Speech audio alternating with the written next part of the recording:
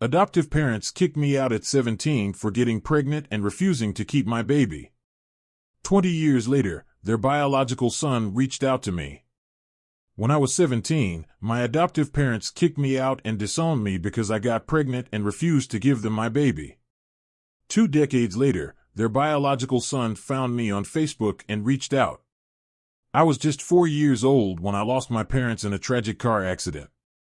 I don't remember much about the crash itself, just that one moment I was in the back seat and next time I opened my eyes, I was in a hospital. Waking up to a world of nurses and doctors was terrifying for me as a child. I remember a CPS worker sitting beside me, explaining that my parents had died and I would need to stay with another family for a while. It was all so confusing and overwhelming. After that, I went through a series of foster homes, none of which ever felt like home. When I was 5, I was finally placed with Lorraine and James, who had been eager to have a child of their own. From the start, I felt their warmth and genuine care. They welcomed me into their home without hesitation, filling the emptiness I had felt from losing my own family. It seemed like, after all the tragedy, I had finally found a second family. However, as soon as I moved in, I noticed that James was very strict and disciplined, while Lorraine seemed to always follow his lead. I later learned that James's strictness was due to his background as Army veteran who had been injured in action. His military experiences explained his obsession with meticulous planning and order. Understanding this didn't make it any easier when he would get angry over small things, like being a minute late for church. His strictness often left me feeling anxious and like I had to walk on eggshells around him. Lorraine, on the other hand, was more laid back but also drank a lot when James wasn't around. I watched her finish entire bottles of wine by herself, and she always seemed lost in her thoughts. She rarely asked about my school or homework, and aside from drinking, her main activities were cooking and cleaning because James was very particular about that. At first, things were smooth and I didn't witness many conflicts between them, but as I grew older, I began to see James's true nature. He was abusive. For James, my academic performance was everything. He constantly pressured me to improve, and if anyone outperformed me, he would get enraged. Even the slightest dip in my grades would result in him hitting me and calling me stupid. He frequently threatened to send me back to the orphanage if my marks didn't meet his expectations. As a child, I didn't realize this threat was empty, and it terrified me each time he mentioned it. I worked tirelessly to avoid being sent back. I also observed Lorraine and James having arguments, which would end with James dragging her into their bedroom. She would emerge with bruises on her hands and face. At first, I didn't understand what was happening, but it soon became clear that he was physically abusing her. To keep me from witnessing his violence, he would isolate Lorraine. I couldn't understand why Lorraine never called the police. After their fights, she would just sit and cry for hours, while James would drink beer and watch TV. Realizing James's abusive nature made me fear being alone with him or doing anything that might upset him. But as anyone who has lived in an abusive environment knows, abusers will find any excuse to lash out. No matter how careful I was or how hard I tried to avoid provoking him, he always found a reason to be angry. Initially, it was all about my grades, but as I grew older, his focus shifted. It wasn't just about academics anymore. He criticized everything. From the clothes I wore to the friends I chose and even any romantic interests I had. He insisted I come straight home from school, claiming that spending time with friends was a distraction and that they would amount to nothing. According to him, I needed to keep my focus solely on my studies. Unbeknownst to James, Lorraine discreetly allowed me to spend an hour with my friends after school. Knowing that James wouldn't return until later in the evening, she saw it as a small chance for me to enjoy some normalcy and social interaction beyond the tense atmosphere at home. These brief moments away from the constant pressure and scrutiny were precious to me, and I valued the time spent with my friends, even if it was short-lived. Lorraine's quiet act of kindness meant a great deal to me. However, things took a turn for the worse when James lost his job. The job loss seemed to heighten his frustration and anger, worsening the already abusive environment at home. With the added strain of financial instability, James became even more unpredictable and volatile, lashing out over the smallest things. I recall one night when Lorraine had just finished making dinner. As James sat down and glanced at the meal, he erupted into a furious rant about how it didn't meet his standards. He began yelling and slamming the table, berating her and threatening to throw her out if she couldn't cook properly. In his rage, he threw his plate against the wall, leaving Lorraine and me in a state of fear as we watched him. I could feel my whole body trembling. When I finally ate the food, I found nothing wrong with Lorraine's cooking. Over time, James's drinking worsened. With his unemployment and idle days, beer cans accumulated in the living room each morning, which Lorraine had to clean up. I also found myself unable to spend time with my friends as James would harshly criticize me if I was even a minute late coming home from school. At 15, a classmate named Harry confessed his feelings for me and asked me out on a date. Despite my anxiety over James finding out, I was eager to experience a date and explore my feelings as a teenager. So, despite my worries, I agreed to go out with Harry. We met at a local coffee shop after school and spent the afternoon chatting and getting to know each other. That date turned out to be one of the best decisions of my life, as it marked the beginning of our love story. Harry was everything James was not, gentle and kind to everyone, including animals. He would bring me my favorite flowers whenever he could, saving up his pocket money to do so. Having never had a good role model, I didn't expect much, but Harry treated me with the care and respect I had always wanted. James was always a bit suspicious and would question me about whether I was spending time with any boys. I would deny it, silently hoping he wouldn't uncover the truth. Fortunately, not having a phone meant there were no incriminating texts he could discover. Harry and I took great care to keep our relationship private, even avoiding telling our friends to prevent any gossip. Harry understood my fear of James and was willing to keep our relationship a secret. When prom approached, Harry and I decided to attend with our group of friends to avoid drawing any unwanted attention. However, when James learned of my plans to go to prom, he outright forbade it. He dismissed it as a waste of time and refused to buy me a dress. I didn't really care about the dress. I just wanted to enjoy the evening with my friends. I begged him to let me go, reminding him of my good grades and how I had met his expectations. He scolded me, belittling my friendships and insisting that prom was insignificant. Lorraine disagreed and argued with James, believing there was no reason for me to stay home while my peers enjoyed themselves. James insisted that teenagers lacked a sense of right and wrong and that he wouldn't allow me to go out simply to have fun when I could stay home and be safe. Despite my pleas and attempts to explain how important this event was to me, he remained resolute, dismissing my feelings as trivial. He even threatened to lock me out if I tried to sneak out for prom. On the night of the dance, I was the only one who stayed behind, spending the evening crying alone in my room. I was growing increasingly weary of living with James.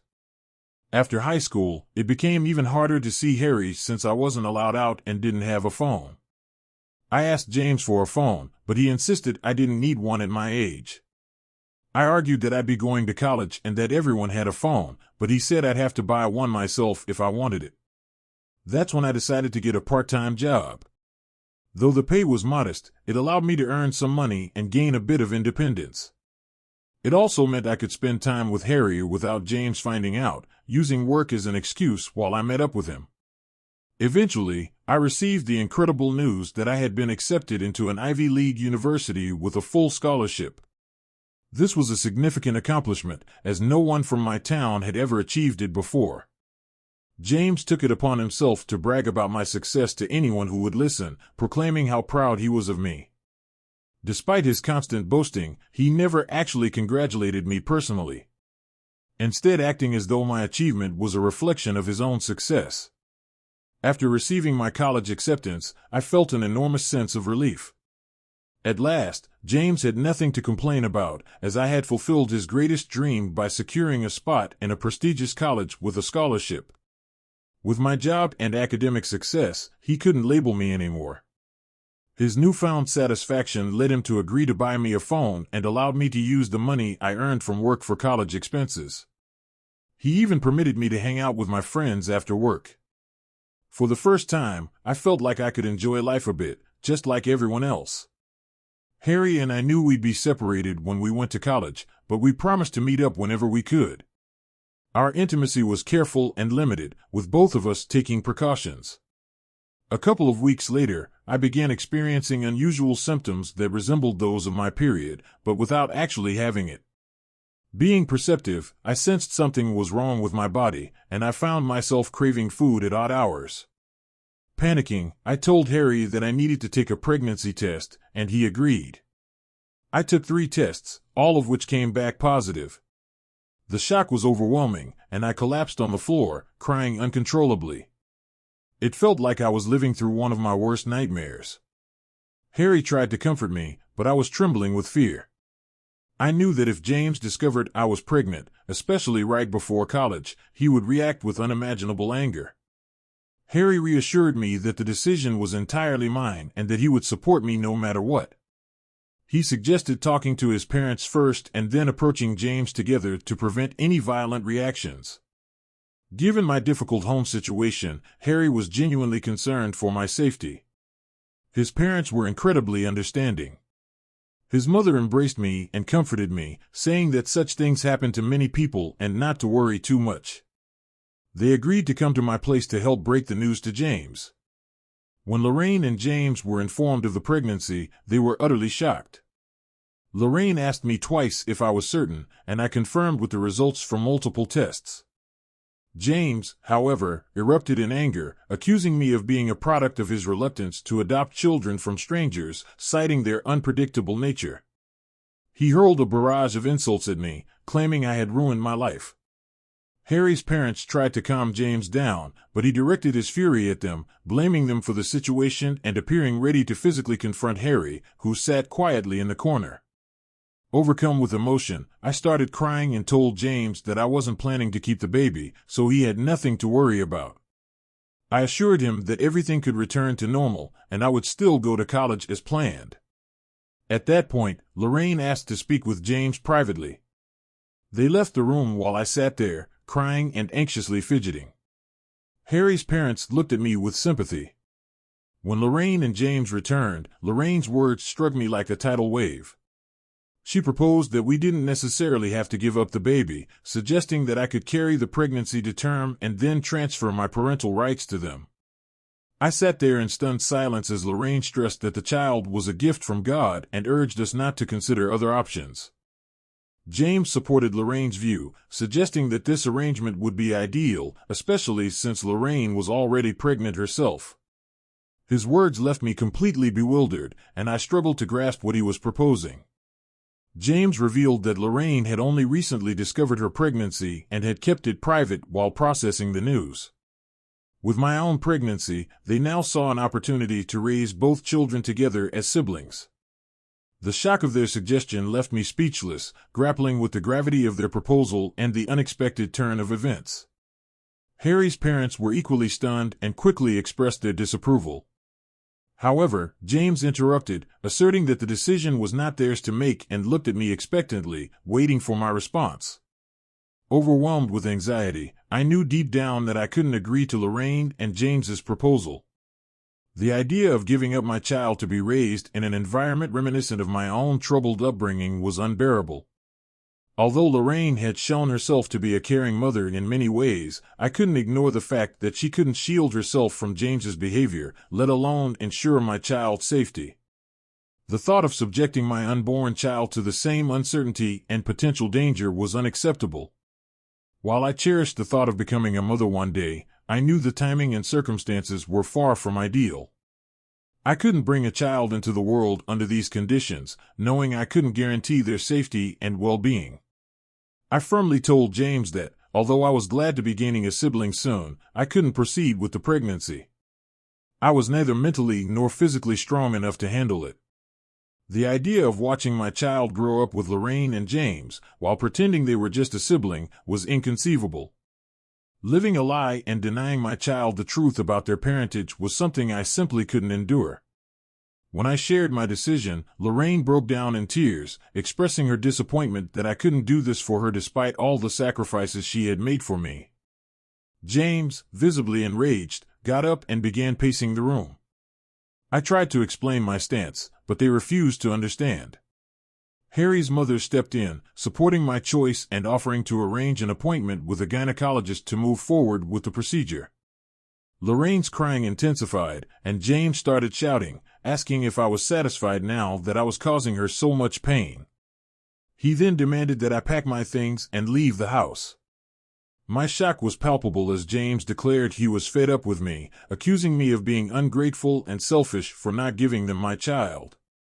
Harry's parents gently urged me to pack up quickly, clearly troubled by James's volatile behavior. I hurried upstairs to gather my important documents, photo albums, and as many clothes as I could. When I came back downstairs, James warned me to take whatever I could carry because he planned to throw out and burn the rest of my belongings the next day. I tried to speak with Lorraine, but she wouldn't even look at me. As I left, James told me I should never come back. I was bewildered and heartbroken, unable to understand what I had done to warrant such ruthless rejection. Harry and his parents generously offered me a place to stay, and I returned to their home. The following days were a blur as they took me to the gynecologist, where we scheduled the necessary procedure. It was a difficult decision for both me and Harry, but given the circumstances, we knew it was the best choice for our future. After the procedure, I spent a few days recovering with Harry by my side, offering unwavering support. He and his parents were incredibly kind and did everything they could to help me through this challenging time. Throughout this ordeal, James and Lorraine never reached out to me. When the day came for me to move into college, I texted James, hoping he might have forgiven me by then. Instead, he responded with harsh words, calling me a failure and a disappointment and accusing me of turning into a prostitute. He said he didn't want his biological child to end up like me. His cruel message cut me deeply, and I cried for hours. They had been the only parents I knew, and now, with their own children on the way, they had severed ties with me. My college years were challenging but ultimately rewarding. I juggled a part-time job with my studies, working hard to maintain my grades. It was tough, but I was determined to succeed. Fortunately, Harry kept his promise and supported me throughout. He would visit me at college whenever he could, and his constant encouragement helped me through the rough patches. During holidays, his parents often invited me to spend time with them, and they began to feel like family to me. I graduated with honors, achieving the distinction of KL, and Harry and his parents were there to celebrate my graduation. I secured a good job in my field, and it was a proud moment knowing all my hard work had paid off. Harry and I eventually moved in together, and our relationship grew stronger with time. We supported each other through life's ups and downs, and after several years, we decided to get married. Our wedding was a beautiful celebration of our love and commitment, surrounded by our closest friends and family. I didn't even consider inviting James and Lorraine to the wedding. As a married couple, Harry and I have continued to build our life together. Recently, we took a significant step by buying a new house and renting out our old one. Our new home has become a cozy haven where we create new memories and plan for the future. We bought the new place to be closer to Harry's aging parents, who have become like family to me as well. I want to be there for them in any way I can. It's been almost 20 years since James and Lorraine kicked me out, and I barely remember them now. Over the years, I haven't dwelled on them much, though I do recall spending my first year of college grieving their absence. By my second year, I resolved to forge a new life for myself, free from their rejection. It was painful. And building this life on my own took immense strength. They've never reached out to me, and I haven't felt the need to check in on them either. Throughout these years, Harry has been my steadfast companion and partner in every sense. Although we never had children, our two beloved dogs have brought us immense joy. We visit Harry's parents every other weekend and frequently enjoy trips and discovering new restaurants together. Looking back, I feel that my life has turned out well, and I wish I could embrace my 17-year-old self and reassure her about her future. Recently, I received a friend request on Facebook from someone named Matt with a surname that seemed familiar. When I checked his profile, I was taken aback by how much he resembled James. I accepted his request and he sent me a greeting. I replied, and he soon asked if I knew anyone named James and Lorraine. My heart raced as I realized he was their son. Nervous yet determined to be honest, I confirmed that I knew them since they had adopted me when I was 5. Matt expressed a strong desire to talk if I was comfortable, so I agreed and gave him my number. When he called, the conversation started off awkwardly, but Matt soon shared that he had always known about a child his parents had before him because he had seen my pictures in the family photo album. Whenever he asked about it, his parents would dodge the question. He had been searching for me for a long time, having learned my name from our hometown, and he had recently stumbled upon my profile by chance. His sole reason for reaching out was to uncover the truth. As I recounted the painful events of my past, including how his parents had asked me to give up my child and then expelled me when I refused, I could feel the weight of the emotions. I described their absence from my life over the years and how I had managed to cope thanks to the support of my husband's parents. The conversation was emotionally charged, and I revealed long-buried feelings. Matt's voice conveyed shock and disbelief as he absorbed my account. After a period of silence, he told me he had no idea his parents had treated me so cruelly. He had always believed their story that I had left on my own accord. He thanked me sincerely for my honesty and apologized on behalf of his parents, expressing regret for the pain they had caused me. Since our conversation, I've felt grateful for Matt's effort to reach out and his understanding, which has brought me some comfort and validation. However, I worry about how James and Lorraine will react when they learn that I've shared the truth with Matt. Did I make the right choice in revealing everything, or would it have been better to keep silent?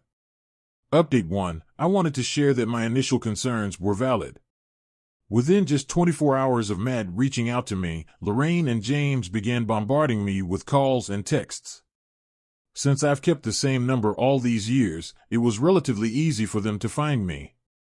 Their messages have been filled with anger and accusations, mostly centered around why I disclosed family secrets to Matt. James's message, in particular, was harsh, insisting I should have kept quiet as I had for years and not interfered between him and his son. Overwhelmed and unsure of how to handle the situation, I've been dodging their calls and messages, uncertain of the best way to address this unexpected confrontation. Update 2. I informed Harry about the situation. He was unaware of Matt's outreach and, upon learning that I had shared our past, he felt I shouldn't have done so.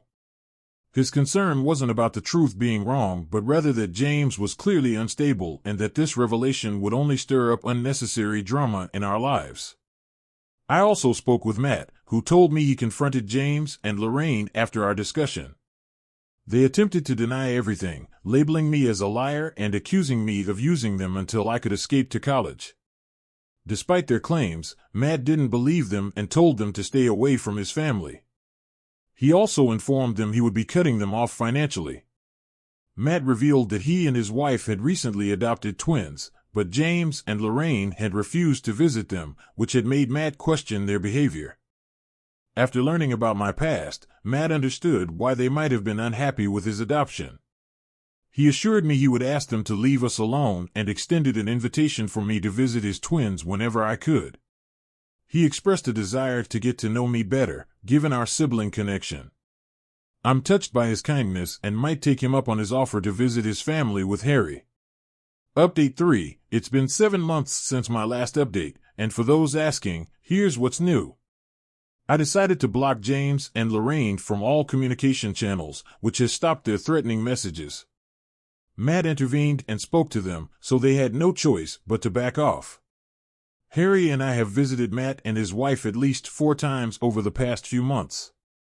Each visit has been warm and welcoming, and we've spent hours reconnecting, sharing stories, and bonding over our childhoods. I've also had the joy of spending time with Matt's twins, who are delightful.